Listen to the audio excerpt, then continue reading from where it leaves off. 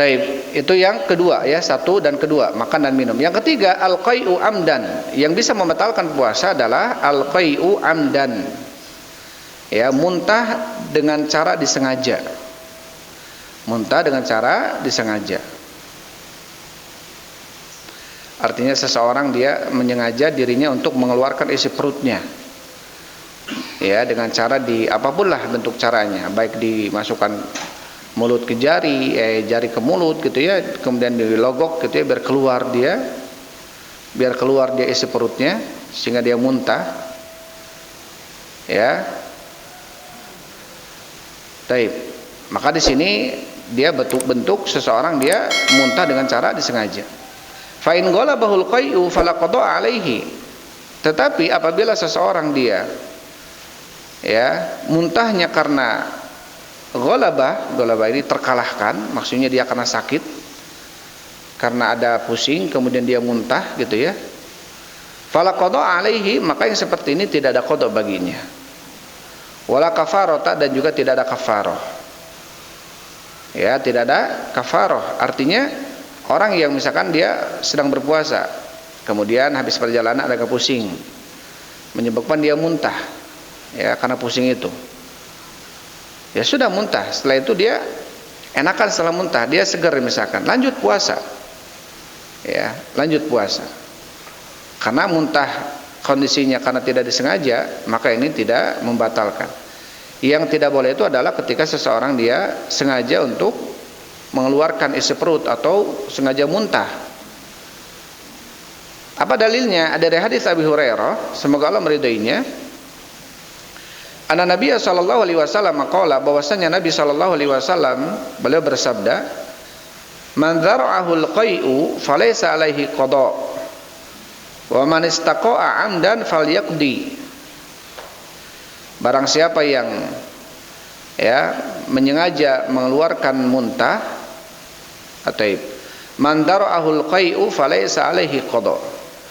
Barang siapa yang terkalahkan oleh muntah, barang siapa yang terkalahkan baginya oleh muntah. Terkalahkan ini dzara'ahu di sini artinya dia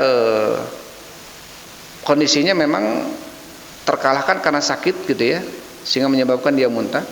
Man dzara'ahul qai'u, barang siapa yang terkalahkan oleh muntah gitu.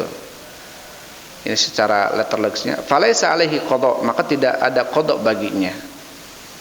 Wa man istaqa'a 'amdan, dan barang siapa yang ya memuntahkan secara sengaja, falyaqdi, maka hendaklah mengqada', Taib, hadis ini riwayat Tirmidzi dan Abu Daud. Di sini jelas ya, Rasul sallallahu alaihi wasallam mengatakan man dzara'ahul qai'u, barang siapa yang terkalahkan oleh muntah maka tidak ada qada baginya. Terkalahkan oleh muntah, maksudnya dia mengeluarkan muntah karena kalah ini karena sakit, karena pusing, sehingga dia kemudian muntah, tidak sengaja gitu. Tapi barang siapa yang menyengaja dirinya untuk memuntahkan, maka dia untuk mengqada. Yang keempat, al-haid wan nifas. Termasuk yang membatalkan saum adalah haid dan nifas. Walau fil lahdatil akhirati minan nahar. Walau fil lahdil akhirati minan nahar. Walaupun haid dan nifasnya sesaat di akhir-akhir waktu. Ya, sesaat di akhir-akhir waktu di siang hari. Ya, maka itu membatalkan. Maka itu membatalkan. Misalkan dia datangnya haid itu misalkan ya, datang haid itu dia taruh misalkan hari Kamis terakhir puasa, dia datang haidnya jam 5:30 padahal gitu, atau jam 6 kurang seperempat, atau sesaat sebelum muadzan keluar haid, batal dia puasanya. Ya, batal dia puasanya. Ya, walaupun sesaat ya akhir-akhir dari waktu siang, maksudnya di sore hari sebelum dia berbuka, bahkan semenit sebelum adzan kalau jelas ada keluar haid, maka batal puasa dia. Lijma'il ulama alaihi, karena kesepakatan ulama atasnya. Ya. dalil jelas tentang haid dan nifas. Adapun akhir maksudnya di waktu siang, akhir daripada siang maksudnya ketika seseorang dia sesaat sebelum berbuka kemudian keluar haid, maka itu membatalkan. Yang keenam, al-jima. Yang bisa membatalkan puasa adalah bersetubuh. Ya, bersetubuh, bergaul suami istri. Wa tajibu bihil kafaratul madhkuratu fi hadzal hadis. Selain membatalkan, orang yang bersetubuh di siang hari di Ramadan, selain membatalkan puasa, juga wajib bagi dia yang melakukan itu ya harus membayar kafarah, harus membayar denda yang disebutkan dalam hadis. Yang disebutkan dalam hadis. Dari hadis siapa? Dari hadis Abu Hurairah. Baik, dari hadis Abu Hurairah. Semoga Allah Subhanahu wa taala meridainya. Qala, berkata. Jadi Abu Hurairah bercerita, bainama nahnu julusun inda Nabi sallallahu alaihi wasallam, ketika kami duduk bersama Nabi sallallahu alaihi wasallam. Ini kata Abu Hurairah ya. Jadi ketika beliau duduk-duduk bersama Nabi, dan inilah kondisi para sahabat ya, yang kita dapatkan hadis-hadis dari mereka tentang kebanyakan kondisinya mereka duduk-duduk dengan Nabi, Nabi mengeluarkan hadis. Duduk-duduk dengan Nabi, Nabi mengeluarkan hadis gitu ya. Ketika kami duduk-duduk bersama Nabi sallallahu alaihi wasallam, idja'ahu rajulun, kemudian datang seseorang, faqala, dan berkata, ya Rasulullah, wahai Rasulullah, halaktu, aku telah hancur. Ya, ketika kata Abu Hurairah, ketika kami duduk bersama Rasul, kemudian datang seseorang dan mengatakan, ya Rasulullah, saya sudah hancur. Qala malaka, Rasul mengatakan, ada apa denganmu?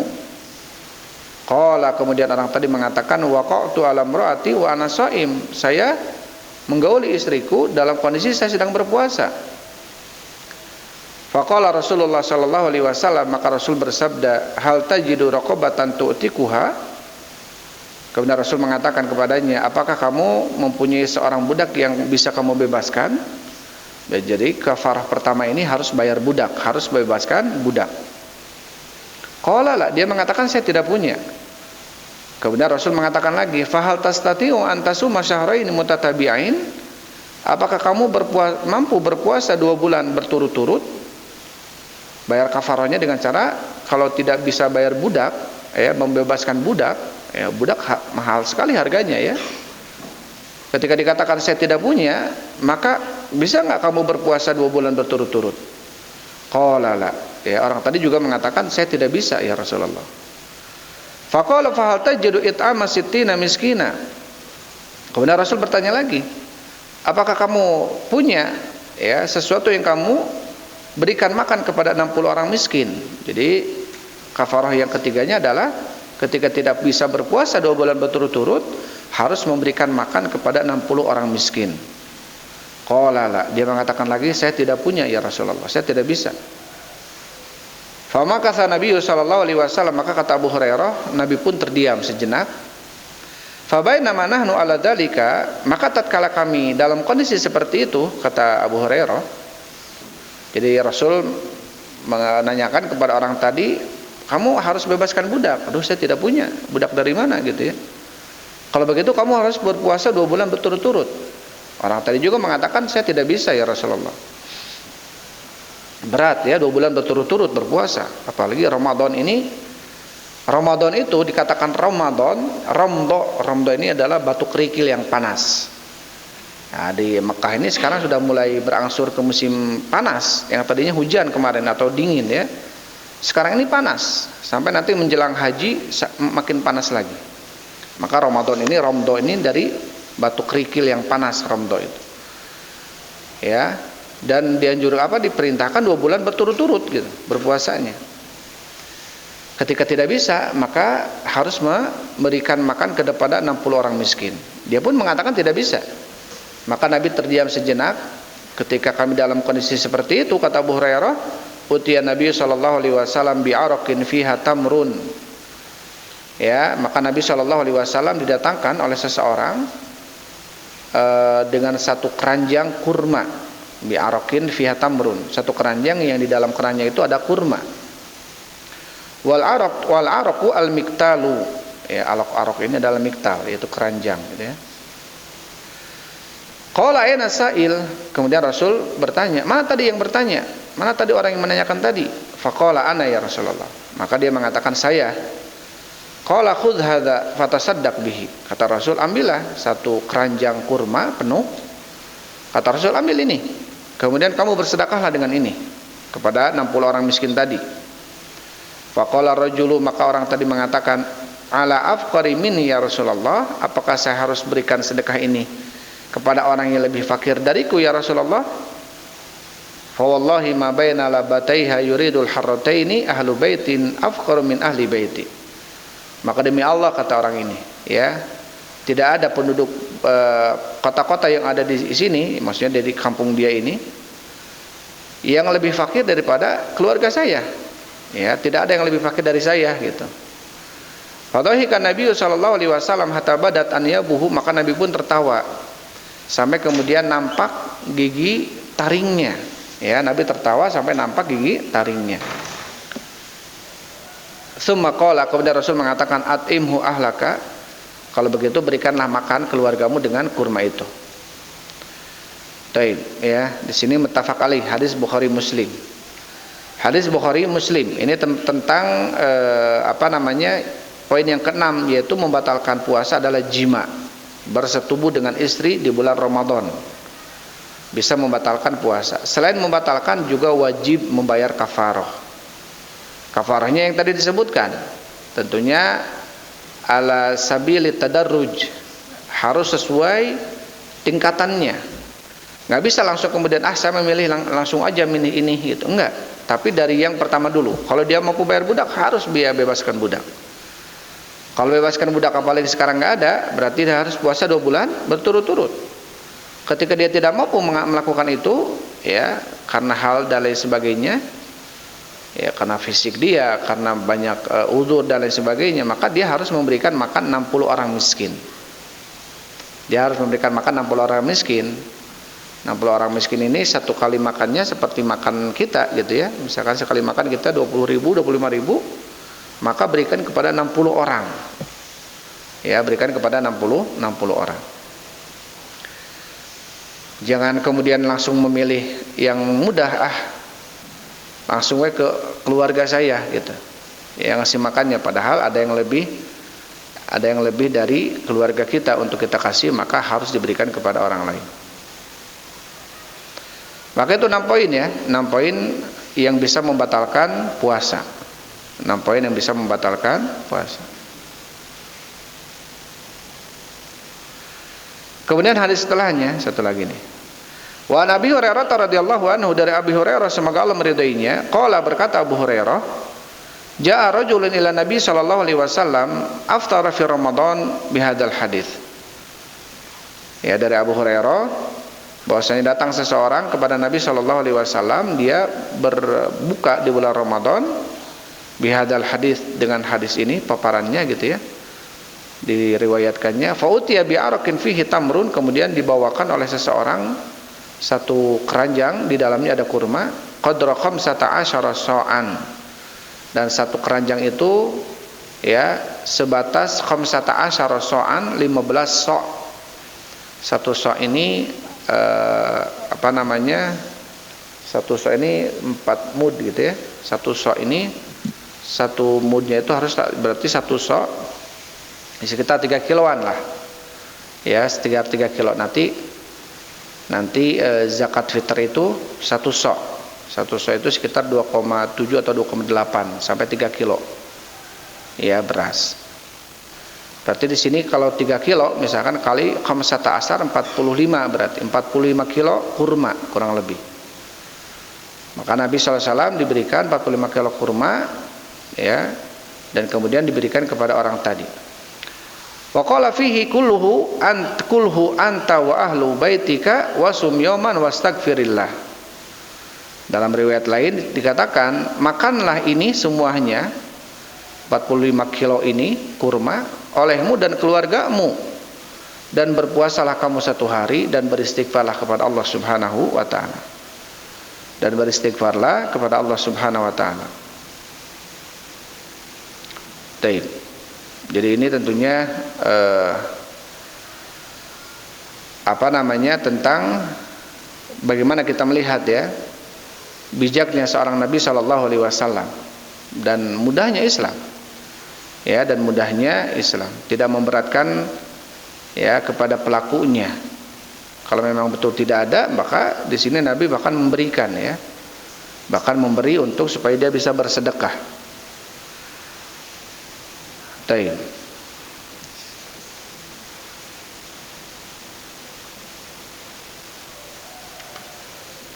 Udah 10 menit lebih ya. Kita banyak ketinggal ya. Ada busyam. Baca lagi atau tarunduh? Hah?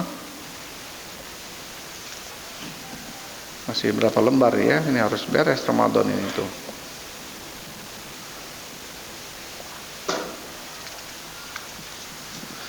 Tapi sekarang ada busyam. Adab atau etika ketika seseorang sedang berpuasa. Ini perhatikan ya, ini adab. Bukan berarti kewajiban, tetapi etikanya seseorang dalam berpuasa. Yustahabbu lisa'imi an yura'iya fi siyamihi al-adabat taliyata. Yustahabbu artinya dicintai, disukai. Lisa'imi bagi seorang yang sedang berpuasa, an yura'iya untuk memperhatikan fi siyamihi dalam puasanya al-adabat taliyata, yaitu etika-etika di bawah ini, adab-adab di bawah ini. Jadi orang berpuasa harus memperhatikan etikanya apa saja nih, gitu ya. Yang pertama as-suhur, yang pertama adalah sahur. Ya, di sini dimasukkan oleh Syekh rahimahullahu taala bahwasanya sahur ini termasuk adab atau etika yang perlu untuk diperhatikan. Bukan hanya sunnah biasa saja, gitu ya. Bukan hanya sunnah biasa saja, tapi perlu untuk diperhatikan oleh seorang yang berpuasa. Yang pertama sahur. Anas bin Malik, semoga Allah meridhoinya, anna Rasulullah sallallahu alaihi wasallam qala, bahwasanya Rasul sallallahu alaihi wasallam bersabda, tasaharu fa inna fis sahuril barakah. Bersahurlah kalian karena di dalam sahur terdapat berkah. Hadis ini riwayat Bukhari Muslim. Bersahurlah kalian karena di dalam sahur terdapat berkah. Hadis riwayat Bukhari Muslim. Wa yatahaqqaqus sahuru walau bijar'atin ma'in, dan terrealisasi bentuk sahur itu walaupun dengan seteguk air. Kita bangun ya di waktu sahur, aduh tadi malam makannya banyak, perut penuh, mau sahur we, tidur lanjut. Nah, kalau bisa di waktu sahur dibangun tetap walaupun hanya seteguk air, maka itu sudah bentuk merealisasikan bentuk sahur dia. Li hadits Abdullah bin Amr, sebagaimana hadis Abdullah bin Amr Ibn al-As, semoga Allah meridainya, qala berkata, qala Rasulullah sallallahu alaihi wasallam, telah bersabda Rasul sallallahu alaihi wasallam, tasaharu walau bijar atimma, bersahurlah kalian walaupun dengan seteguk air. Ya, bersahurlah kalian walaupun dengan seteguk air. Hadis yang sahih dikeluarkan oleh Ibnu Hibban. Ya, riwayat HR Ibnu Hibban sahih. Bersahurlah kalian walaupun dengan seteguk air. Wa yustahabbu ta'khiruhu, dan juga disunahkan seseorang yang sahur untuk mengakhirkan sahur. Ya. Semakin kita mengakhirkan sahur semakin afdal. Misalkan kita tahu subuh jam 5, subuh jam setengah 5 nih. Saya mah sahurnya jam setengah 5 kurang 10, afdal. Saya mah nanti sahurnya jam 5 kurang, jam setengah 5 kurang 5, lebih afdal. Ya. Semakin dia mengakhirkan, maka itu semakin afdal. Anas bin Malik, semoga Allah meridhoinya, dari Zaid bin Thabit, qala, Zaid bin Thabit mengatakan, tasahar nama Nabi SAW thumma qama ila sholati. Kami pernah, kata Zaid bin Thabit, sahur bersama Nabi SAW. Zaid bin Thabit ini berkata pernah sahur bersama Nabi, kemudian bangkit menuju sholat. Setelah sahur kemudian sholat gitu, bareng. Qultu, kata Anas, kam kana bainal adhani was suhur. Ya, berapa jaraknya antara azan dan sahur? sampai ke adzan itu berapa jaraknya? Qala, kata Zaid bin Thabit, qadra khamsina ayah. Ya, sebatas 50 ayat yang dilantunkan. Jadi antara sahurnya Rasul sampai ke adzan subuhnya berapa ayat? Sebatas atau sebanyak kira-kira 50 ayat. Ya, kalau kita ayat pertengahan ya, ayat sedang ya. Ya, dibaca 15 menit gitu ya. Kalau bacanya tartil 50 ayat bisa tuh. Atau 20 menit lah paling lama itu. Kalau baca tartil 15 menit udah jangan hadar ya, maksudnya tartil dengan betul-betul makharijnya sama ahkamnya dikeluarkan. Itu sekitar berapa? Paling 15 menit 20 menitan lah.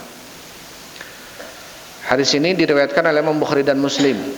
Hadis Bukhari dan Muslim.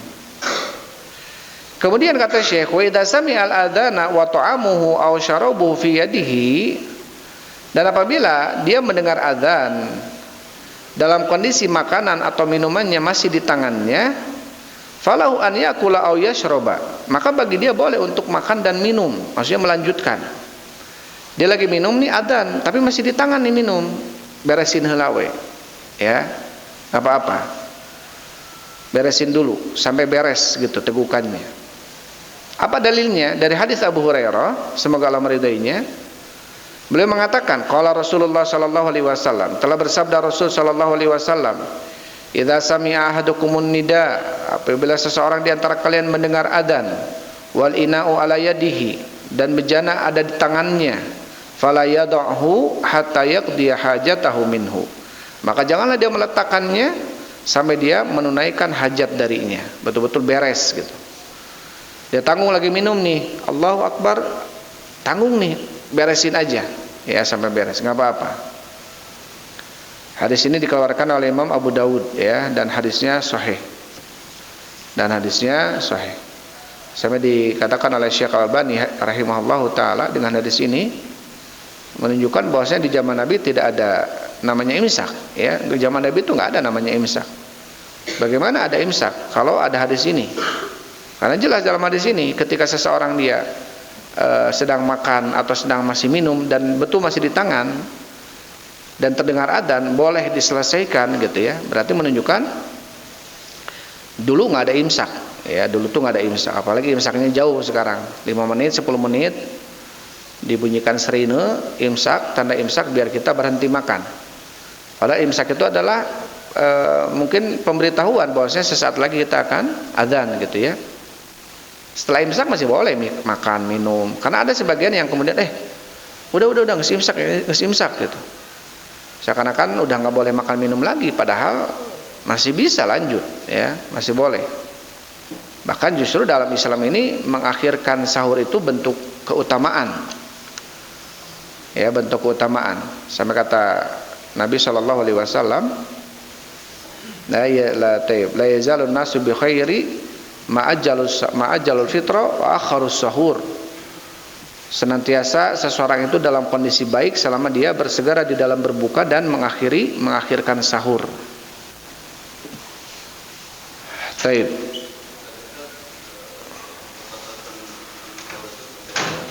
Sampai adzan.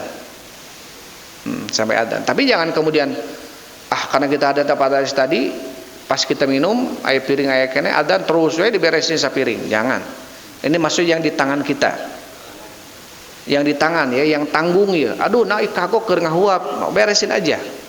Jangan sampai ketika masih di mulut dengar adzan, wah dibura-burakeun, dikeluar-keluarin, enggak usah gitu. Ini yang ada di tangan ya. Jangan kemudian adzan karena dengan hadis ini dipiringi diberesa sadayana. Wah, ini. Ini maksudnya yang ada di tangan menunjukkan tentang sesuatu yang masih tanggung, beresin aja sampai beres. Ya, tentunya yang ada di tangan, bukan di bawah, bukan di piring ya. Itu ya perlu diperhatikan ya. Yang pertama adalah sahur. Kemudian ini nantilah insyaallah setelahnya, mudah-mudahan besok ya. Mudah-mudahan enggak ada halangan, tiap hari aja, enggak libur ya. Itu saja dulu yang bisa saya sampaikan untuk hari ini. Wallahu a'lam bishawab. Alhamdulillah wassalatu wassalamu ala rasulillah. Subhanakallahumma rabbana wa bihamdika asyhadu an la ilaha